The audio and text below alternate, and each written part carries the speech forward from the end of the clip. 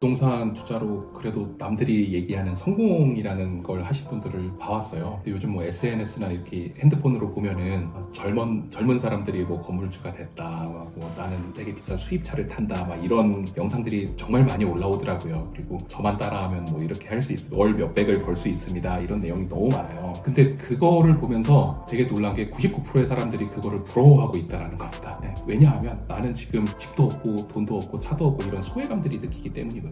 근데 여기서 우리는 생각해봐야 될 거는 99%의 사람들이 그렇다라는 거예요. 그렇게 화려한 삶을 사는 사람들은 실제로 거의 없거든요. 그리고 인터넷상에서 휴대폰상에서 그렇게 보일지라도 그분의 실제 삶이 그럴 거라는 거는 사실 모르는 얘기입니다. 근데 사람들은 내가 갖지 못한 거를 너무 갖고 싶어하고 갈망하기 때문에 그런 것만 이제 관심을 갖고 소외감을 느끼는 거라고 생각을 해요.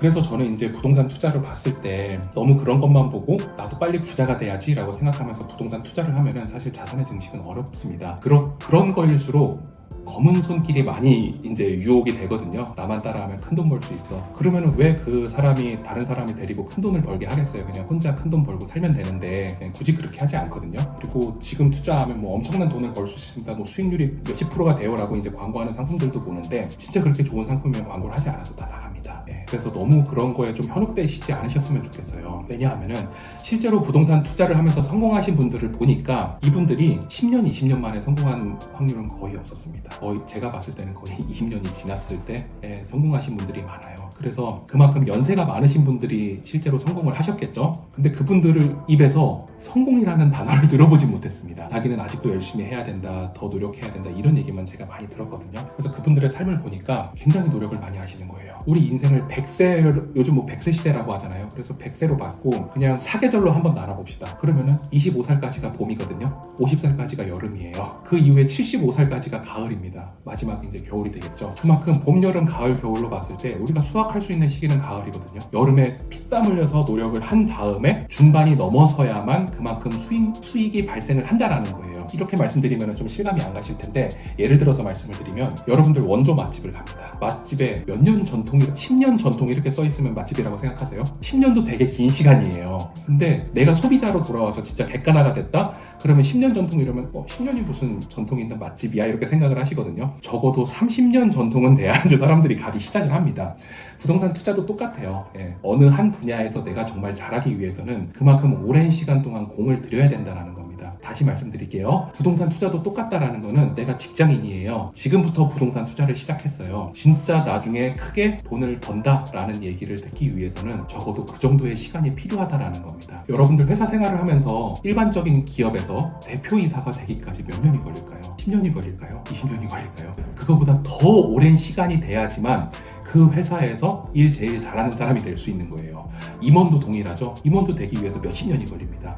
회사 생활도 그럴지언데 부동산 투자라고 다르지가 않거든요. 진짜 거기서 성공을 하기 위해서는 몇십 년 동안 내 노력을 들여야 된다는 겁니다. 이렇게 말씀을 드리면 많은 분들이 아유, 이 유튜브 괜히 봤네, 부동산 투자 이렇게 어렵다고 얘기하면 어떡해 라고 좀 좌절을 하실 수도 있는데, 그만큼 끈기를 가지고 하시면은 나중에 남들 못지않은 성과를 이루실 수 있다, 이렇게 좀 말씀을 드리고 싶습니다. 제가 회사를 다니면서 실제로 건물주를 2번 만났습니다. 그러니까 이 사람이 내가 건물주다라고 하면서 막 알고 있는 상대는 아니었어요. 제가 그래도 계속 했던 일이 부동산과 관련된 업무, 이제 그런 업무다 보니까 자연스럽게 좀 얘기가 나와서 알게 됐거든요. 근데 이분의 평소 행동이 어떤지를 보면은 첫 번째로 정말 부지런합니다. 누구보다 회사에 일찍 와서 일을 정말 잘해요. 일을 어느 정도 잘하냐면은 매년 주는 그 성과가 제일 높은 사람들한테 주는 상이 있거든요. 그 상을 매번 타가시는 분이에요. 그 정도로 일을 잘하고 사람들한테 싹싹하고 말도 잘하고 이래서 조기 진급을 했어요. 제가 알기로는 세 됐을 때 임원을 다른 정도로 진급을 빨리 하셨거든요. 근데 이분이 건물주였던 거예요. 그런데 어떻게 됐느냐, 신입사원 때부터 이분은 계속 부동산 투자를 해오셨답니다. 계속 해오면서 조금씩 하다가 지금 서울에 있는 작은 빌딩을 하나 가지고 계신데 그렇게까지 매입을 하시게 된 거예요. 근데 그거를 절대 티를 안 내십니다. 티를 안 내고 회사 생활도 남들보다 열심히 하고, 더 중요한 거는 몇십 년 넘은 차를 타고 다녀요. 차도 되게 오래된 SM5 이런 거 타고 다니시면서 남들이 봤을 때는 되게 검소한 사람 중 하나인 거예요. 열심히 일하고 검소하고 착실한 사람. 근데 이분이 부동산 투자를 어떻게 잘하느냐 봤더니 퇴근을 하고 나서도 그 패턴을 잃지 않는 거예요. 내가 뭘 하나 했을 때 정말 깔끔하게 일을 하려고 그러고 정확히 분석하고 내가 투자를 할 때도 회사 하는 능력을 그대로 가져와서 투자를 하시는 분이었습니다. 그러다 보니까 이분은 그래도 젊은 나이에 이제 건물까지 가지고 계신 분이었어요. 그래서 회사를 다니면서 건물주일 것이다 라고 생각을 하시면 뭐 상속을 받아서 뭐 큰 빌딩을 가지고 있겠지? 아니면은 뭐 갑자기 로또를 내서 이렇게 됐겠지라고 생각하시는 분들도 계시는데, 물론 그런 분들도 계십니다. 그런 분들도 봤어요. 근데 그런 분들보다는 제가 봤을 때는 이분이 조금 더 맞는 삶을 살고 있구나라는 거로 좀 생각을 했습니다. 그래서 회사원 출신이 건물주로 성공한 사례는 결국 그거였던 것 같아요. 내가 아까 시간 관리를 얼마나 잘하느냐, 돈을 얼마큼 잘 모으느냐, 그리고 얼마나 신중하게 모든 거에 접근을 하느냐, 그 능력을 가지고 계신 분이 결국 회사도 성공하고 개인적인 투자도 성공할 수 있었다라고 생각이 됩니다.